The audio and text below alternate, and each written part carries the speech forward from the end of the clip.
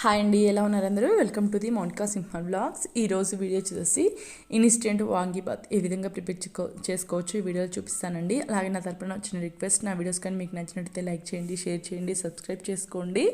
మనం ఈజీగా ఇన్స్టెంట్గా ప్రిపేర్ చేసుకోవచ్చు అండి వాంగీబాత్. ఇక్కడ నేను వచ్చేసి ఈ వాంగీబాత్ పిల్లల లంచ్ బాక్స్ కోసం ప్రిపేర్ చేశానండి.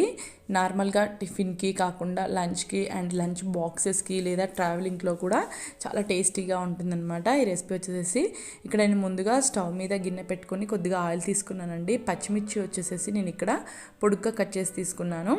నెక్స్ట్ వచ్చేసి ఒక 2 టేబుల్ స్పూన్స్ వరకు తాళం గింజలు యాడ్ చేసుకున్నాను.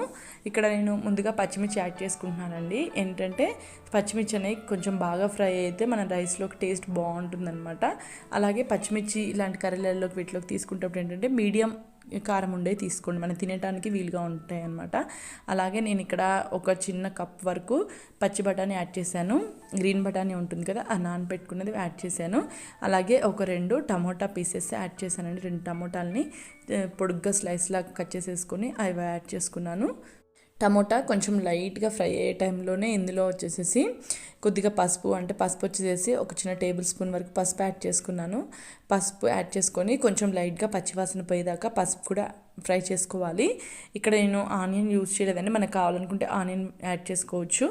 అలాగే కొద్దిగా కల్లుప్పు యాడ్ చేస్తున్నాను. కల్లుప్పు వచ్చేసి ఇక్కడ నేను డైరెక్ట్గానే యాడ్ చేస్తున్నానండి. ఈ కల్లుప్పు యాడ్ చేయడం వల్ల మనం టమోటా పీసెస్ యాడ్ చేసాం కదా, అవన్నీ తొందరగా మగ్గిపోతాయి అన్నమాట. కల్లుప్పు కూడా ఈజీగా కరిగిపోతుందండి ఈ ప్రాసెస్లో. ఇక్కడ నేను చూపించే ప్రాసెస్లో ఏంటంటే కల్లుప్పు కూడా ఈజీగా కరిగిపోతుంది అనమాట. అందుకని కల్లుప్పు యాడ్ చేసుకున్నాను. నెక్స్ట్ వచ్చేసి ఇందులో పేస్ట్ కోసము పచ్చి కొబ్బరి వచ్చేసి ఒక కప్పు పచ్చి కొబ్బరి, ఒక చిన్న అల్లం ముక్క, ఒక 5-6 వెల్లుల్లి రెబ్బలు యాడ్ చేసుకొని గ్రైండ్ చేసి తీసుకున్నానండి మెత్తగా పేస్ట్ లాగా. నెక్స్ట్ వచ్చేసి వంకాయ వచ్చేసి తెల్ల వంకాయ ఉంటుంది కదా పొడుగుది, అది యూజ్ చేస్తున్నాను. అది పీసులుగా కట్ చేసేసి ముందుగా సాల్ట్ వాటర్లో వేసి పెట్టుకున్నాను. ఆ పీసులు యాడ్ చేసేసి ఈ వంకాయ అనేది కొంచెం మెత్తబడాలండి, అంటే కొంచెం లైట్గా మెత్తబడేంత వరకు, అంటే పచ్చివాసన పోయేంత వరకు ఫ్రై చేసుకోవాలి. ఇక్కడ ఏంటంటే నేను నాన్ స్టాప్గా ఫ్రై చేసుకుంటున్నాను. ఇలా ఫ్రై చేసుకోవడం వల్ల ఏంటంటే మనకి ఈక్వల్గా ఫ్రై అవుతుంది వంకాయ వచ్చేసి, అంతేకాకుండా త్వరగా ఫ్రై అయిపోతుంది అనమాట. అందుకని చెప్పేసి ఇక్కడ నేను కలుపుతూ ఒక 2 మినిట్స్ ఫ్రై చేసుకుంటున్నాను.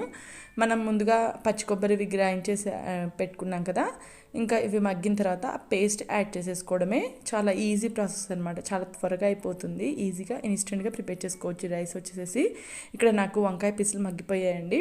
ముందుగా గ్రైండ్ చేసి పెట్టుకున్నాం కదా పచ్చి కొబ్బరి పేస్ట్, అది యాడ్ చేసేసుకొని మొత్తం బాగా కలిసేలాగా ఒక 2 మినిట్స్ ఫ్రై చేసుకుంటున్నాను. కొంచెం లైట్గా కలిసేలాగా 2 మినిట్స్ ఫ్రై చేసుకున్న తర్వాత కొద్దిగా వాటర్ యాడ్ చేసుకోవాలి. ఒక 2 మినిట్స్ ఫ్రై చేసుకుంటున్నాను. ముందుగా మనం ఇక్కడ వాటర్ యాడ్ చేసుకుంటాం కాబట్టి ముందుగా కల్లుప్పు యాడ్ చేసుకున్నాం కదా, అది ఈజీగా కరిగిపోతుందండి. మనం ఇక్కడ వాటర్ ఒకవేళ యాడ్ చేయలేదనుకోండి, కల్లుప్పు అనేది యాడ్ చేయొద్దు, ఏంటంటే కల్లుప్పు కరగడానికి కొంచెం టైం పడుతుంది. నెక్స్ట్ ఇందులోకి వచ్చేసి ముందుగా ఉప్పు యాడ్ చేసాం కాబట్టి ఒక టేబుల్ స్పూన్ వరకు కారము, అలాగే ఒక టేబుల్ స్పూన్ వరకు వాంగీబాత్ పౌడర్ యాడ్ చేసుకున్నాను. పౌడర్ యాడ్ చేసిన తర్వాత ఇదంతా బాగా ఉడకాలండి, మనకి ఆయిల్ అనేది బయటికి రావాలన్నమాట. పచ్చి కొబ్బరి అండ్ కారము మసాలా అనేది బాగా ఉడికి ఆయిల్ అనేది బయటకు వచ్చేంత వరకు ఉడికించుకోవాలి. ఆ తర్వాతనే మనం రైస్ యాడ్ చేసుకోవాలన్నమాట. కొంతమంది ఏంటంటే ఒక 2 మినిట్స్ ఉడికిన తర్వాత రైస్ యాడ్ చేసుకుంటూ ఉంటారు. అలా కంటే మనం ఆయిల్ అంతా బయటకు వచ్చేంత వరకు ఉడికితే టేస్ట్ చాలా బాగుంటుంది. ఇక్కడ నేను స్లిమ్లో పెట్టేసి ఆయిల్ అంతా పైకి వచ్చేంత వరకు ఉడికించుకున్నానండి. మనం ఇలా గ్రేవీ ప్రిపేర్ చేసేసి ఫ్రిడ్జ్లో కూడా స్టోర్ చేసుకోవచ్చు అండి. మనం ఒక 10 days 1 week అట్లా ఫ్రిడ్జ్లో పెట్టేసేసుకొని మనకి ఎప్పుడు కావాలంటే అప్పుడు రైస్ యాడ్ చేసుకోవచ్చు అనమాట. అలా కూడా టేస్ట్ బాగుంటుంది. ఇక్కడ నేను గ్రేవీలోకి రైస్ యాడ్ చేసేసుకుంటున్నాను. మనకి గ్రేవీ కూడా ఆయిల్ అంతా పైకి వచ్చేసేసింది కదా, ఇంకా రైస్ యాడ్ చేసేసుకొని మొత్తం బాగా కలిసేలాగా రైస్ అండ్ గ్రేవీ అంతా బాగా కలిసేలాగా కలిపేసుకోవాలి. చాలా ఈజీ ప్రాసెస్ అండి, చాలా తక్కువ టైంలో ఇన్స్టెంట్గా ఈజీగా ప్రిపేర్ చేసేసుకోవచ్చు. ఎప్పుడు పులిహోర ఇవి కాకుండా ఇలా కూడా ట్రై చేసి చూడండి, టేస్ట్ చాలా బాగుంటుంది. వాంగీబాత్ వచ్చేసి అంటే ఇన్స్టెంట్గా అప్పటికప్పుడు మనం ఇంట్లో ఉన్న వాటితో కూడా ఈజీగా ప్రిపేర్ చేసేసుకోవచ్చు అనమాట.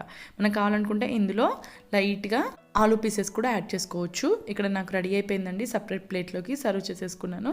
చాలా ఈజీగా ఇన్స్టెంట్గా ఈ విధంగా ప్రిపేర్ చేసుకోవచ్చు. అలాగే నా తరఫున వచ్చిన రిక్వెస్ట్, నా వీడియోస్ కానీ మీకు నచ్చినట్లయితే లైక్ చేయండి, షేర్ చేయండి, సబ్స్క్రైబ్ చేసుకోండి.